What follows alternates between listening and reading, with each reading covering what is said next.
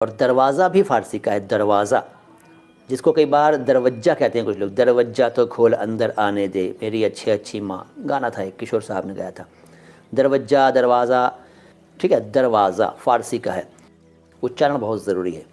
बाकी सब चीज़ें तो आप सीख ही लेंगे, लेकिन आपको उच्चारण सिखाने वाले कम ही मिलेंगे। और हद तो यह है कि यूट्यूब पर अनेक ऐसे चैनल चल रहे हैं जो उच्चारण सिखाने का दावा करते हैं और उनका खुद का उच्चारण भ्रष्ट है। वो खुद शा और सा में अंतर नहीं कर पाते हैं, वो खुद ज़ा और जा में फ़र्क नहीं कर पाते हैं।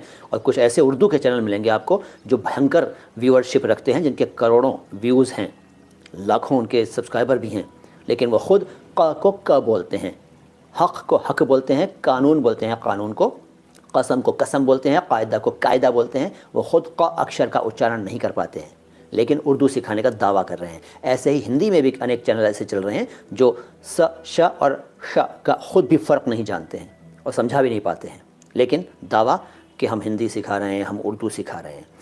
चल रही है उनकी दुकान खूब, हमें तो कोई किसी से शिकायत है नहीं। मोइन का मतलब है मददगार, सहायक, कोऑपरेट करने वाला, और वही काम मैं करने की कोशिश करता हूँ। अगला शब्द है दुश्मन।